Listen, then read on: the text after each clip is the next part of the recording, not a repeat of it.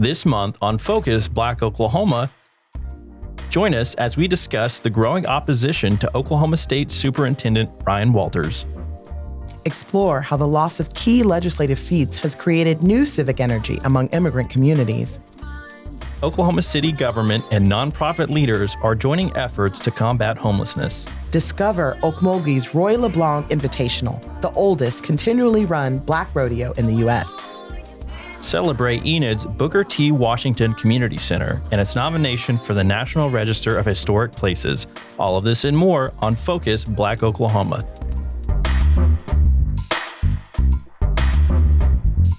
Focus Black Oklahoma is sponsored by the Black Church Traditions and African American Faith Life program at Phillips Seminary, offering a master's degree in social justice online and in person. Learn more at wherefaithleads.com.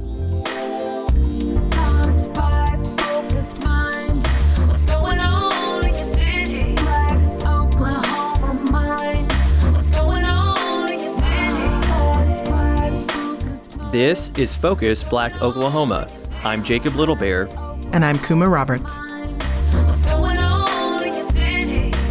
Opposition to Oklahoma State Superintendent Ryan Walters continues to grow, including among some Republican lawmakers.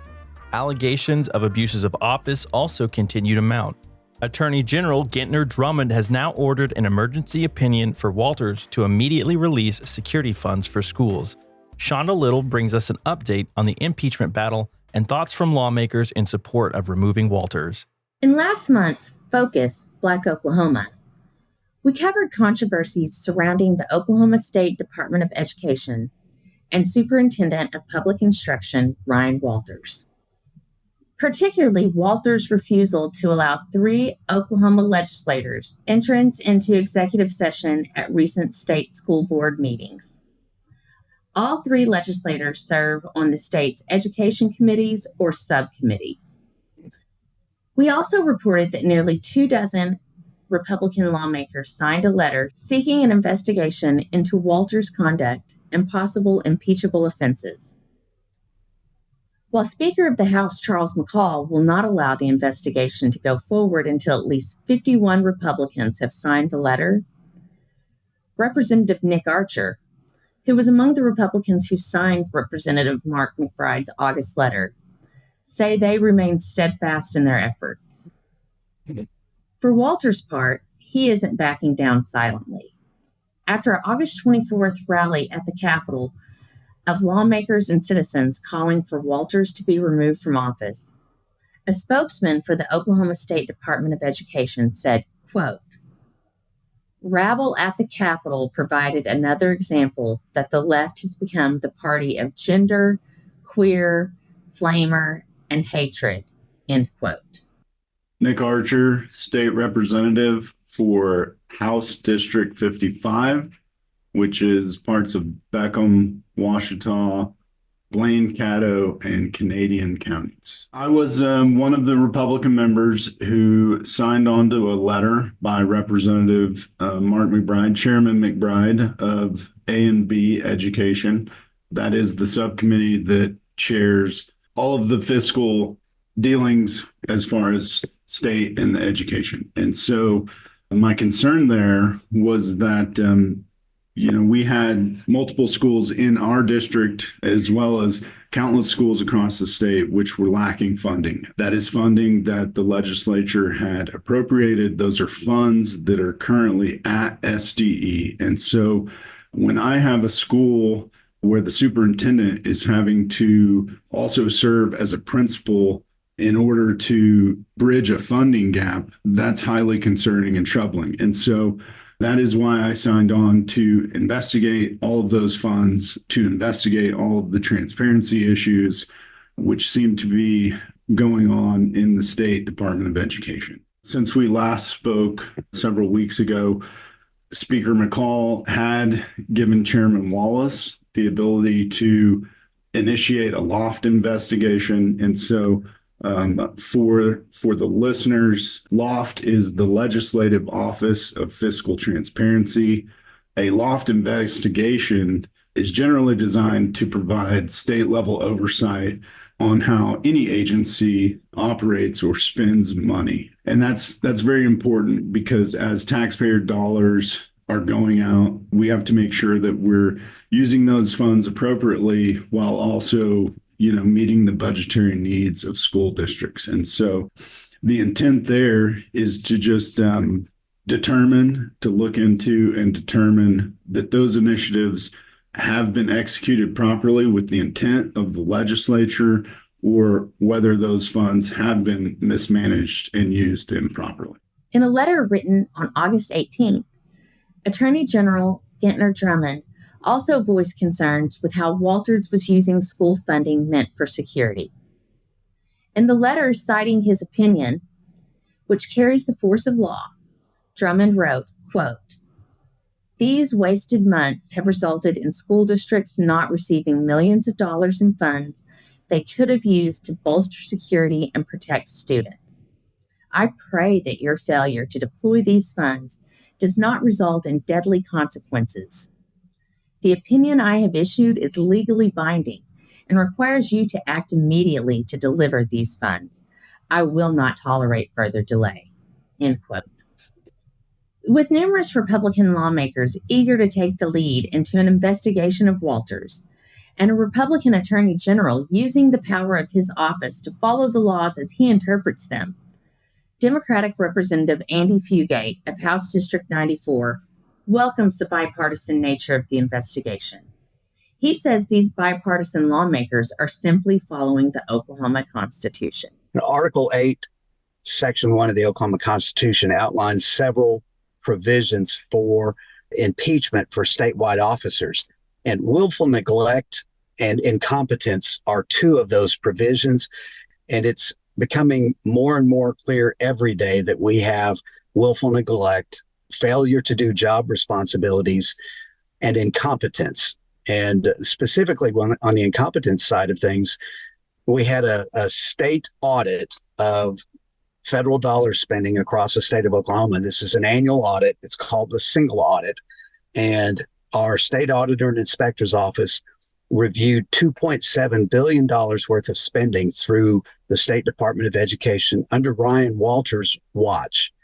They looked at 52 categories of spending, different dimensions. And of those 52, 32 of those came up with problems. And the vast majority of those were problems that were so bad that they needed to be addressed within 30 days or 60 days. And you have to be very careful with federal dollars and federal dollar spending, because the state of Oklahoma is on the hook for that. Representative McBride also called for a federal investigation into Ryan Walters and the funding issues. Archer stated that a potential federal investigation could broaden the areas of potential misconduct. Both Fugate and Archer say that lawmakers intend to continue their push for transparency into the election season. But for Ryan Walters, all the pushback and controversy has yet to hinder his abilities to execute his agenda at the State Department of Education or his presence on the national stage for MAGA Republicans. Focus Black Oklahoma reached out to Ryan Walters and the Oklahoma State Department of Education for comment. His office failed to respond for this broadcast. For Focus Black Oklahoma, I'm Shonda Little in Cheyenne.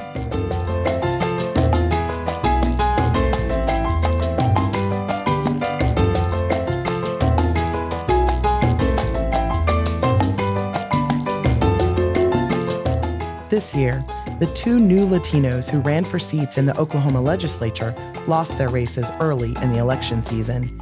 They'd hoped to use a new civic energy among immigrant communities to propel them into office. But as Lionel Ramos reports, that energy didn't carry voters to the polls during this year's June primaries. En este momento tenemos que pelear y tenemos que estar firmes con nuestra comunidad. That's Nicole Maldonado, speaking into a megaphone outside the Oklahoma State Capitol building during a protest against a sweeping measure criminalizing all unauthorized immigrants in the state. That hot April day, she urged the hundreds of Latinos and immigrant Oklahomans in attendance to educate themselves about current and pending state legislation, and to vote representation of their values and beliefs into office. Part of that would mean casting a vote for her, in the race for House District 88. Everything happened super fast.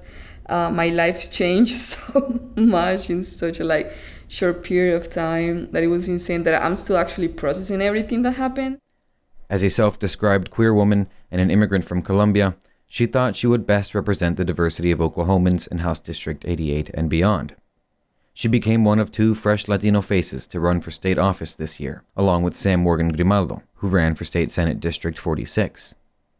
Both candidates lost their race during this year's June primary elections, despite sweeping anti-immigration legislation that spurred historically dormant political energy and activism among immigrant communities.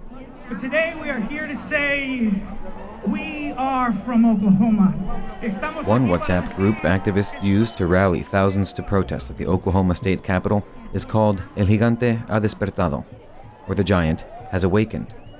Grimaldo says he's got an idea why he and Maldonado lost their elections, despite all that energy buildup. The results showed us, again, and what we've seen multiple times, is that voter turnout is what's lacking and what kind of leads to these disappointing results.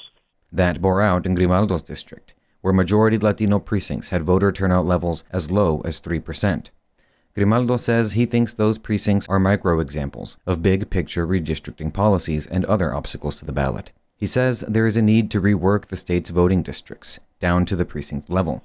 I live right next door to the Capitol Hill Library, which is a precinct, a polling place. I'm not assigned to that one. I'm assigned to Andrews Square, which is about a half mile from my house. Mark Mann beat Grimaldo in the Democratic primaries. He says the energy mustered didn't just go away. I don't think that energy is lost just because a particular candidate or 2 candidates didn't get elected. I think that energy has been harnessed. He suspects Latinos in Oklahoma will continue that energy into the next legislative session and beyond. And so I understand representation matters, but what matters even more than that is somebody that shares your values and will represent your views at the Capitol, regardless of what community you come from. Going forward, Grimaldo plans to activate more young Latinos into civic life, a focus of his campaign. Maldonado says she's not done with politics either. We can do amazing things in order to represent in a genuine way all of our communities. So I would like to run for office, I don't know if for the State House or for the State Senate, but I think that I do see myself doing it again. She has plans to go to law school and return to represent her community, better equipped. In Oklahoma City, I'm Lionel Ramos.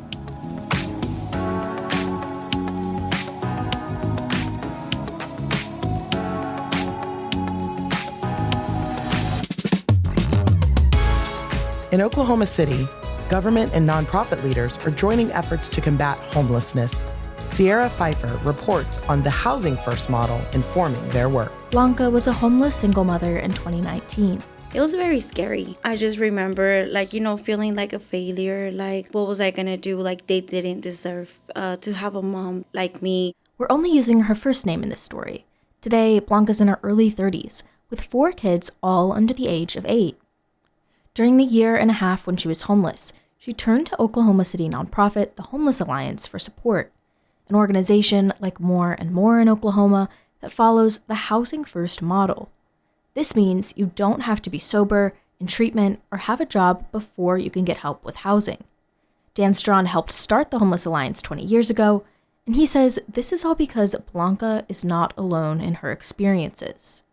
The Housing First model is housing without preconditions. We'll put you into housing, and then we'll work with you on all those barriers, whatever they may be. Last year, city-run and local nonprofit agencies banded together to address homelessness in a new joint effort. That effort, called Key to Home, was born out of a task force set up by Mayor David Holt. Erica Warren from Key to Home says the community recognized they needed to do things a little differently, including a new initiative targeted at rehousing 500 unsheltered people by the end of 2025. We go into an encampment and start doing outreach and building that rapport, and the landlord engagement specialists simultaneously are out scouring across the community to find units. It's a multifaceted community approach, a lot of different providers playing a very unique role. Warren says Key to Home is on track to meet their rehousing goal at approximately half the way there.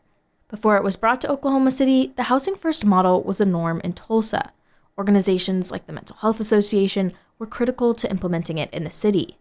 Amanda Pippin is the housing director for the Mental Health Association in Tulsa, and she says statewide change came down to a matter of basic rights. It can be very, very difficult to be stable when you don't have a roof over your head. And so really, housing first is very critical because we can't really address any other needs until we get that housing piece done, because it is a human right. It's not a privilege. Housing is a human right. Strawn from Oklahoma City's Homeless Alliance says there are still misconceptions about what Housing First means for tenants.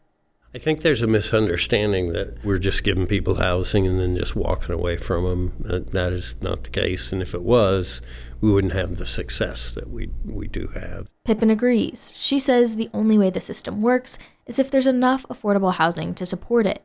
We don't have enough shelter space. We don't have enough units. And then, the city is starting an initiative in November where, they can't hang out on sidewalks and things like that. And it's basically turning homelessness into a criminal offense when there's really nowhere else for them to go. Barriers like a low eviction filing fee that hasn't been updated since 2003, an extremely short eviction timeline, high housing costs, and restrictive zoning laws all contribute to a challenging landscape for success. Still, Housing First is making a difference at the individual level for people like Blanca. Now that she has a roof over her head, she was able to get her GED. And when she's not taking care of her kids, Blanca takes college courses. I think one of the first things that happened was we were able to heal. We were able to feel what it is to be a normal family, just having dinner all together, or just chilling in the couch with some throw blankets, watching TV, and kids going to the backyard without having to worry. Blanca says the normalcy allowed her to get to where she is today. Next, she wants to work in public service because she owes the community so much. In Oklahoma City, I'm Zaakirah Pfeifer.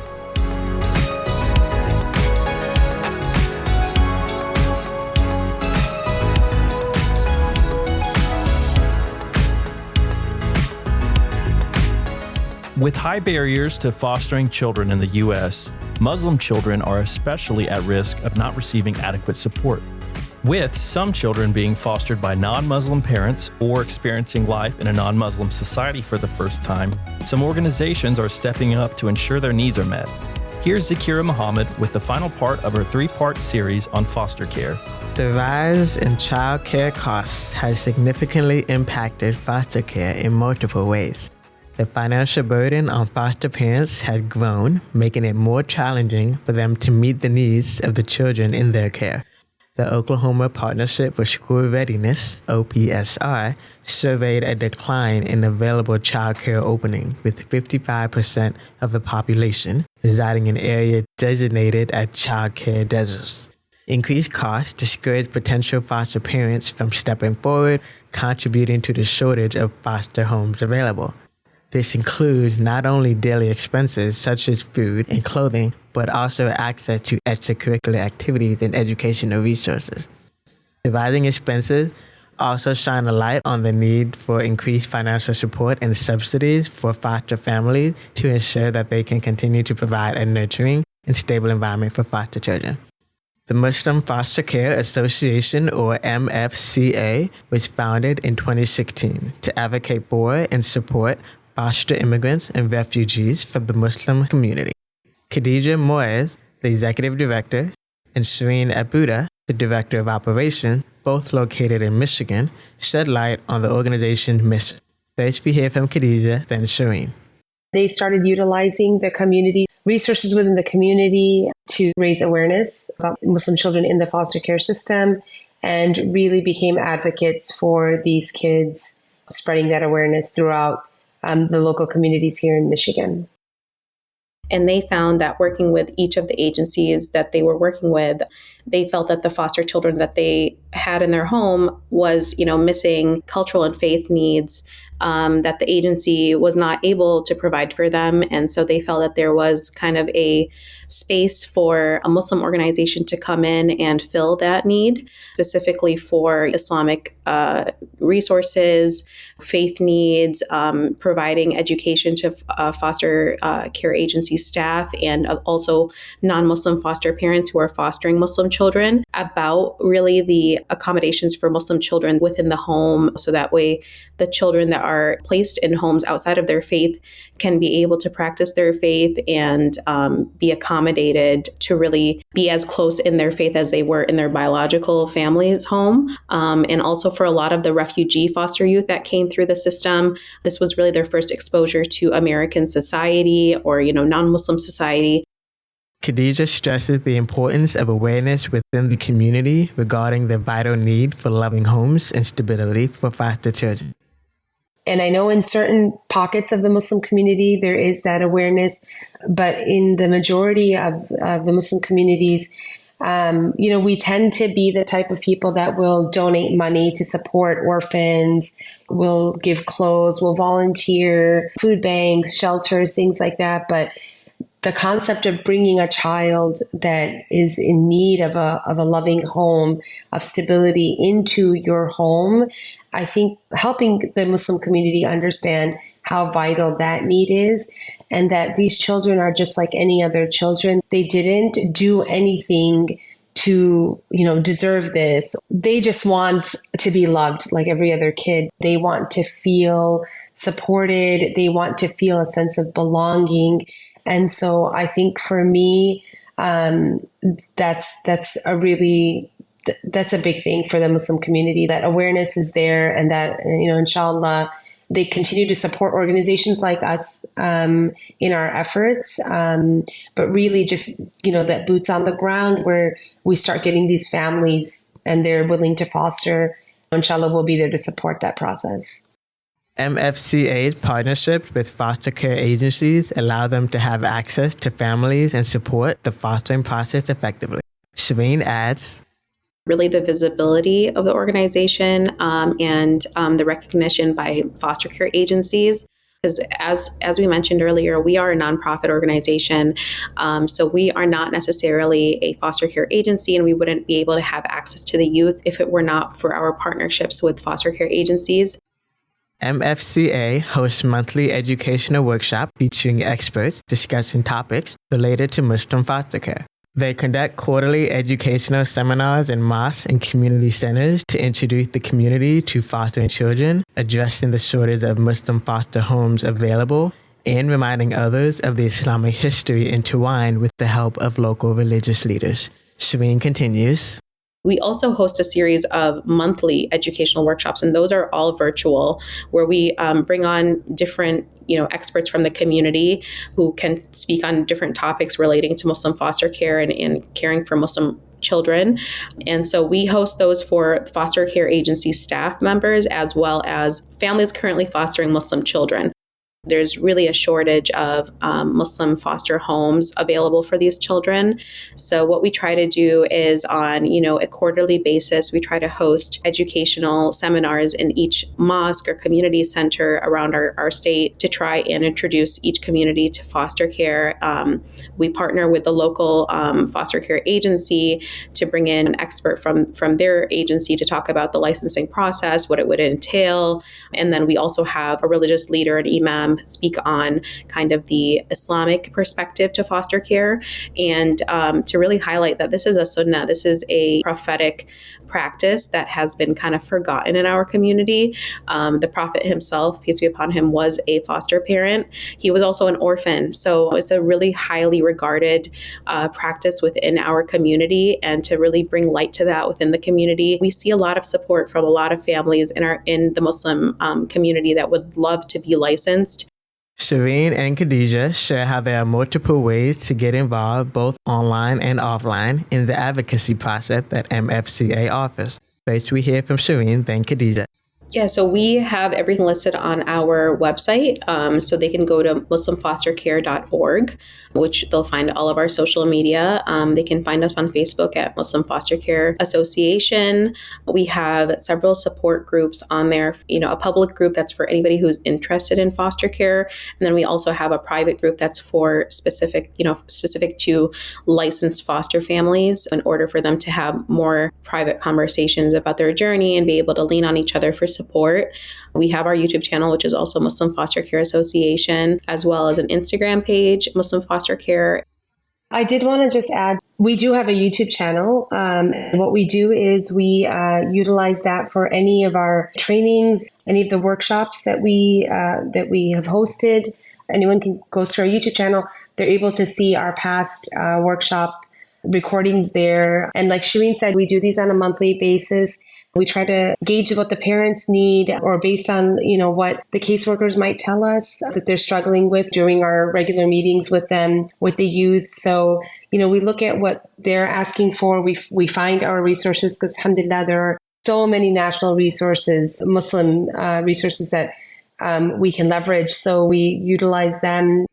So the website, just to spell it out, is Muslim, Muslim, Foster, FOSTER, care.org.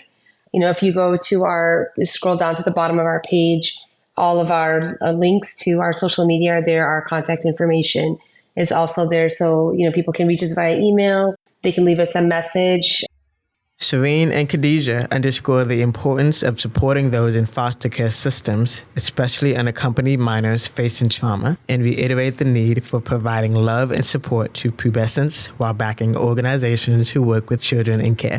Here's Shireen, then Khadijah.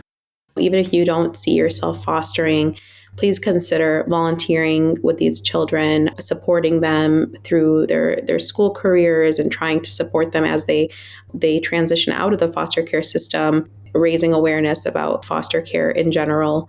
Every child deserves a safe and nurturing, loving home, and we hope to continue working until that's possible.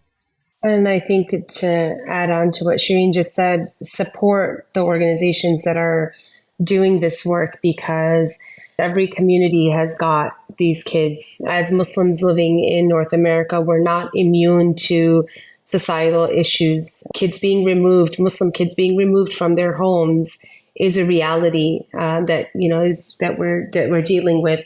Muslim unaccompanied minors coming in from different countries where they've got trauma from war or things that they've seen, being removed from their families. So just understanding that we were never created to live in small pockets, right, of just our nuclear families, that we have a responsibility to the greater community, and these kids are part of our community, and they're the future of Islam in this country. And it is our responsibility as Muslims who are privileged with space in their homes, with the financial means, and with the ability to give these kids the love and the support that they need.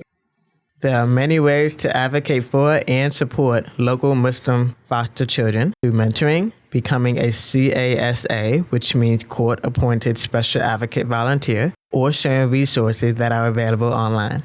For any faith to advocate, reach out to the Council on American Islamic Relations, CARE of Oklahoma, by going to www.careoklahoma.com. That's CAIR Oklahoma.com. For Focus Black Oklahoma, I'm Zaakirah Muhammad in Tulsa. You're listening to Focus Black Oklahoma. Would you like to pitch a story to FBO? Or work with us as a correspondent? Please email us at contact@focusblackoklahoma.com. Or call 918-807-3886. The oldest continually run Black rodeo in the U.S. takes place each year in Okmulgee, Oklahoma. The Roy LeBlanc Okmulgee Invitational Rodeo draws competitors from across the country.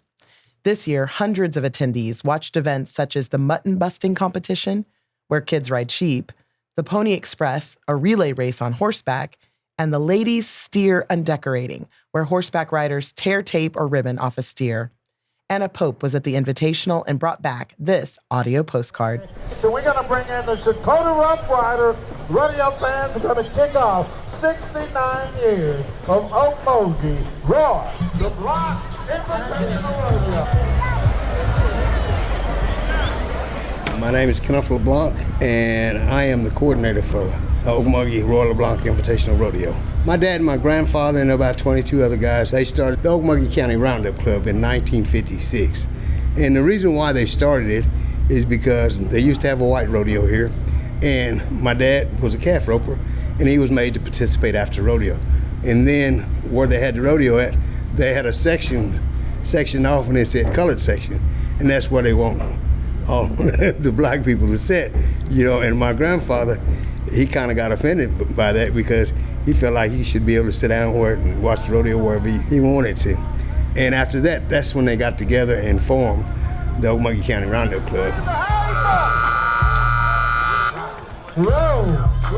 Everything is special about this rodeo to me because my brother's involved in it and all my family's involved in it. Well, we got the next cowboy right here is Carter Henderson. He said, I'm 8. He got one that's gonna go. You better hold on, Carter. Carter Henderson. I was in a mud busting rodeo. This is my first time, really.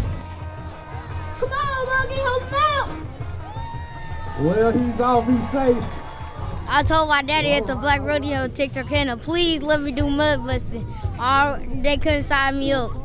So I did this one. My daddy said, let's do it in form. I said, no, I want to go to the big main event. I like when you say celebrate stuff. All right, guys, can you hear me out there? You know what time it is, right? It's Pony Express time here at the 69th annual. Man, we've been doing this event probably 10 plus years. I'm Aaron Foster. The name of our team is the 8 State Regulators out of Arkansas, and we compete in the Pony Express. Now, we didn't kind of grow up doing it, but we just picked it up along the way. We always been cowboys. It's competitive. It's, all or nothing. When you hit that dirt, it's a different feeling, so we love it. The Okmulgee Rodeo, this is it. This is what we practice for all year. This the big one right here. The most important part is there are black cowboys, and we do this, we do this too. We was the first cowboys, so, it's competing out there it's something about it. It's like history.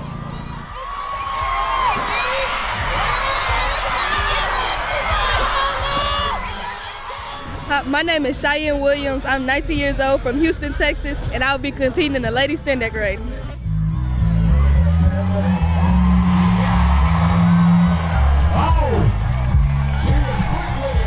The Ladies Stand Decorating is a tape on the steer. We have the stand decorator, and then on the right side we have the hazer. The Ladies Stand Decorating, we ride on side the steer and get the tape and raise it in the air.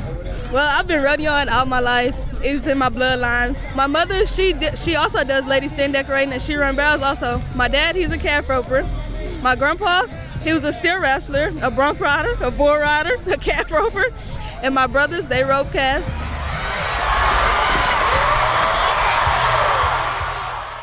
I love the history of the event. This rodeo is special because it's been going on for years, and it gets bigger and bigger every year.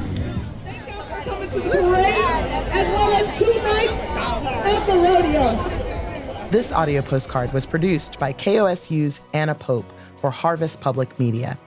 Harvest Public Media is a collaboration of public media newsrooms in the Midwest and the Great Plains, including KOSU.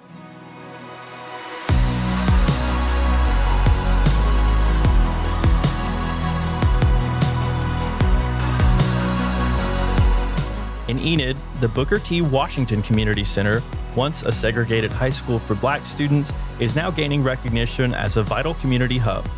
Nominated for the National Register of Historic Places, this building, steeped in history since its construction, continues to serve as a beacon for local youth and a testament to resilience amid a legacy of segregation and inequality. Venson Fields has the story. The Booker T. Washington Community Center in Enid, Oklahoma, is housed in a building of a familiar square design. Built in 1921, the reddish-brown brick facade lends itself to many schools' design aesthetic of their time. due in part because the building used to be Booker T. Washington High School. During segregation, it served Enid's black students. Kenneth Lloyd, Andrew Lawrence, and Vera Porter each attended Booker T. Washington High School, commonly referred to as Booker T. Mr. Lloyd attended Booker T between 1942 and 1951. I would classify my early bit as somewhat of a country school, if you will, for me with the school system back in those days. We had reading, writing, and arithmetic, let's put it like that. That's probably the extent of what the students were taught at that time. Mr. Lloyd listed a few of the activities offered to the students. If your grades was up to par, they would let you play all the sports along with band. We had a football team, we had a basketball team, in the sports, we had a marching band, we had band, we had what we call workshop for the boys and home economics for the girls. He then commented on whether or not the schools were separate but equal. Looking at it now, by no way equal, definitely separate, because it really wasn't equal. We got all the leftovers, unused instruments, musical instruments, uniforms, and everything of this nature from the other schools. In many instances, they were dyed our color. Our color was blue and gold. Andrew Lawrence, who everyone called Sonny, attended Booker T for the 1959-1960 school year. He then transitioned to Enid High School as one of the few students to experience desegregation. His experience, although not all bad, was not pleasant. When we first went over there, it was kind of different. Some of the kids wanted and some of them didn't. So we just had to deal with that. Lawrence coached almost every black child that played football and basketball throughout the 70s and 80s, first through the city Little Leagues and later on through Booker T sports program. He shares his thoughts on how he felt when Booker T was reopened. Well, we enjoyed it because we had a lot of different programs that came out of Booker T. Started off with the basketball team. It's a good thing for the community. Good thing for the kids to go when they get out of school and for recreation and get along with everybody. It's a good place for them to go. Vera Porter attended Booker T from 1956 to 1959, then integrated into Enid High School for her senior year. It wasn't an easy transition for her. I was ignored. I had been a very precocious young lady, and I was very quick on the answers. I always had my hand up in school. And at Enid High, I was totally ignored. I was there. I was tolerated. Almost none of the students spoke to me. I had one teacher that was friendly, and she was my Spanish teacher. Porter played basketball and ran track at Booker T, but not at Enid High. I just felt isolated and alone at Enid High. However, the good outcome was that I began to study because I didn't have friends. And I began to study and did very well academically. Clifford Porter was a local sports star in basketball and earned a college scholarship. Eventually, fate led him back to Enid. Clifford explains how he came to be the executive administrator of Booker T. Came back home to work in the oil field, got married, had my first child and everything, and Miss Allen, Doris Allen, was the director here at Booker T at that time. Well, I continued to come around playing men's night. Well, I started coaching youth basketball, and that would have been in 84. Well, it went from coaching one team to 7 and 8. So I took a program to Miss Allen and said she had a latchkey program at that time. I asked her, can she develop an after-school program through my basketball? And in order for them to play, they would have to obtain a certain grade point. And that's how we pitched that, because the kids was flocking here. I was experienced college players, so parents were sending their kids over here to play for me.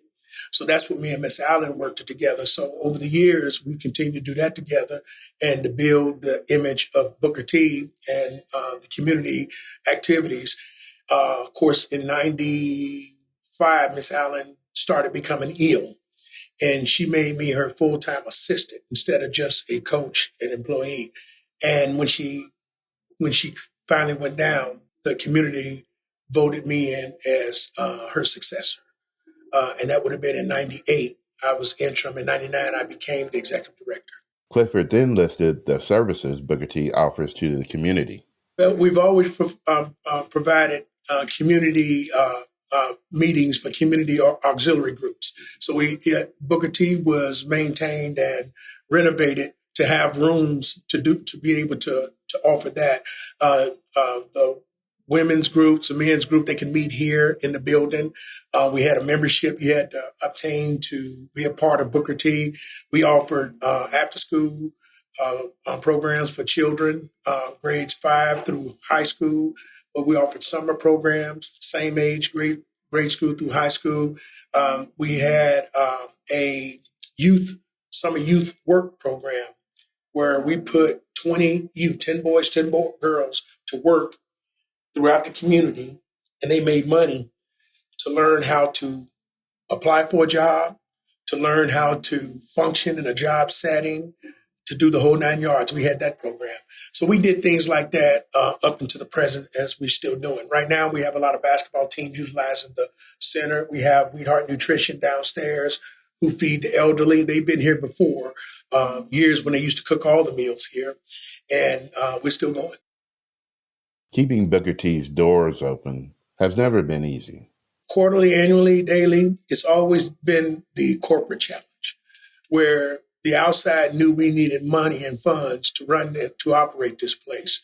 So in Tulsa, I'll just take you back, when they had the black businesses and stuff before the white folks burned them down and took it, we never really had that around here in Enid. We had certain guys that had their own businesses, but they didn't make a whole lot of money to say, hey, I'm going to donate $10,000 to Booker T so they can operate. So we was forced to just go and ask for the money, and we always found ourselves, it was a big challenge for us to get monies that we were entitled to through the city and other functions. But we didn't let it stop us from operating. But those were always the challenges of y'all stay on this side and we'll stay on that side. So segregation still exists, in a lot of their memories because they try to hold us back from getting things. Now, my fight was I wasn't going to stop fighting. So I'm going to knock on wood. Miss Allen said when she was sick, we can't let the school system and the city of Enid take this building. Okay, it's 2024 and I'm still here, and the lights ain't never been out. They ain't never came close to even thinking about coming this way to get this building. That's the kind of shield that I put up. Booker T. Washington High School was first repurposed as a surplus city storage facility from 1960 until 1984, when it was remodeled into a recreation center, and then gradually developed over the next 4 decades into a federally funded community center. On July 2, 2024, the Booker T. Washington Community Center was nominated by the City of Enid to the National Registry of Historic Places. Some notable graduates of Booker T. Washington High School are Black entrepreneur Mary Porter, local dignitary Clayton Nolan, and the Reverend Edwin L. House. For Focus Black Oklahoma, I'm Venson Fields in Enid. Thanks for joining us on Focus Black Oklahoma. You might remember this lesson from science class. For every action, there is an equal and opposite reaction. Cepeda Cheeks made sure a schoolyard bully learned this lesson through a hands-on experiment. Growing up, I had the pleasure of living with a tank for a father. He had arms the size of my head, and he could bench press a truck. He would get bored at random moments and just do knuckle push-ups. Out of pure boredom, he would just start doing push-ups. He was a veteran. He would tell me stories about all the fights he would get in when he was in the Army. He's always the person all my family would call if they had an argument with their boyfriend and needed to kick him out. He was the first person they called. He should have started a service for it at that point. His philosophy was simple. Don't let anybody try you. He was a firm believer in being an individual and thinking free for yourself. And he hated the latest trends. He hated when I tried to ask him for the newest, coolest shoes or the newest, coolest technology. He'd always say, if everybody jumped off a bridge, would you do it too? And then he just ended up giving me like clearance rack shoes and I'd go to school getting roasted for it. He absolutely despised slang. He wanted me to talk like I was in a Shakespeare play or something. He would tell me to speak clearly and smoothly. And if I ever used new slang in front of him, he would look at me like I was a dope dealer in training. But he helped me out. He really kept me ahead of the curve, cursing me out for using slang. Now my telephone voice is A1. And my mom, she's the nicest person you'll ever meet, but she has like the shortest temper ever. I've seen her by herself. She's this skinny woman. She got sickle cell. So a lot of people might not think she crazy, but I've seen her snap on people, legit beat people up, sickle cell and all. She don't care. She tough. Many a time she's cussed out aunts, grandmas, uncles, grown men. She don't care. She's just dangerous. And she'd always tell me, if anyone ever tries to pull a fast one on you, you got to pull a faster one on them. When it came to disrespect, she wasn't the type to talk back with you. She told you straight. She wants you to punch them in the mouth. They can't disrespect you if they too busy spitting out their teeth. Between the two of them, I never learned how to resolve conflict like a civilized human being. It was always just, you need to fight them if they're disrespecting you. But my problem was, I'm not a grown, strong man. I was a nerdy, chubby 12-year-old boy, so I can't fight everybody. Like one day I got confronted by my school's bully, and this was a man in a child's body. He had a beard and a mustache, and we were only like middle school. He must have been held back at least 3-4 times just by the look of him. He had been making my life miserable for weeks, always picking on me, messing with me. I think it was because I had good grades, and I don't see how that's my fault that he kept flunking. He repeated the grade 2 times already. He should have known the work by now. And one day, the teacher paired us up together for a group project, and the teacher had to leave the room for no reason at all. She just up and left and told somebody else they were in charge. And he looked me in my eye and just punched me square in the face. Even though he was in middle school, I think he should have been charged with child abuse. He hit me so hard. I couldn't even brace for it. That day, I didn't even understand what I did to him for him to hit me that hard. He hit me like we was lifelong enemies. And other kids in the class were just quiet, staring at us. And I wanted to run and tell the teacher, but I remember my parents always being like, we don't raise snitches, hit them back. And my body just moved on its own. And I just punched him right back in the face. And he immediately started crying. I was confused because how did this bully turn into a crybaby right in front of me? And the teacher came back. He ran up to her. He was like, Cepeda hit me. Cepeda hit me. I was like, I've never seen bullies turn to snitches this fast in my life. But luckily, I had a good reputation in class, and he was a known troublemaker. So the teacher was kind of skeptical. So we had to go to the principal's office. And both of our parents got called to the school. And my dad, he used to wear those polo hats with the brim real curved so you couldn't see his eyes. And my mom, she would never leave the house unless she was super presentable. So she's putting on jewelry, nice clothes, expensive perfume, all that. She don't want to look crazy when she leave the house. Both of them are in the principal's office with me. And they asked the principal, like, what did he do wrong? And the principal's like, well, he told me that he punched the kid after the kid punched him first. And then both my parents were infuriated because, like, why are we in the office for this? I called off work for this. He did the right thing, if you ask me. So now they're arguing with the teacher. And at first, I wasn't going to get in any trouble. But after their argument, I ended up getting suspended a few days. During those days, since I didn't do anything wrong, I really just got a vacation out of all of this. My parents were super proud of me. Hey, you stood up for yourself. You're not in trouble in our eyes. You can just chill out these next few days. This was the best 3 days of my life. I thought this was great. I got my own vacation. And when I got back to class, the bully, he was nice to me. He apologized. He's like, I didn't know you had it in you. I thought you was soft. I was like, nah, man, my body just kind of took over. This has had nothing to do with my heart. But after that, we became cool. I started helping him out with his homework. He eventually graduated high school at the age of 23. Sometimes I send him letters in prison now. It's great. He taught me how to hotwire a car. We made a good friendship from that. And looking back, I realized there are better ways to handle a bully. But at least I learned how to stand up for myself, even if it meant I did get in trouble. And now that I'm raising a 5-year-old, I'm trying to teach him better confrontation skills than that. But I feel like my parents definitely gave me a good foundation. Focus Black Oklahoma is produced in partnership with KOSU Radio and Tri-City Collective. Additional support is provided by the Commemoration Fund. Our theme music is by Moffat Music.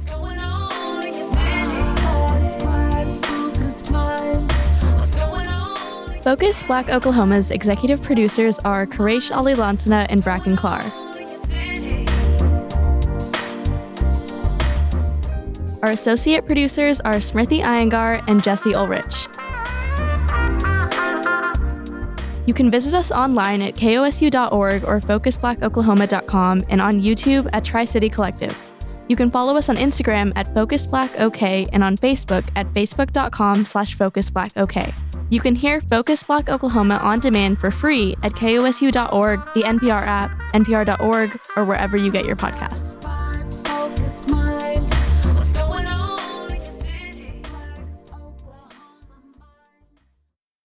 As you go about your morning routine, there are a few things that are a must. You brush your teeth, put on a fresh pair of clothes, maybe even try to eat something before rushing out the door. You are busy. That's why we started the KOSU Daily Podcast, so you can get all the news you need while you're on the go. Subscribe to the KOSU Daily Podcast today.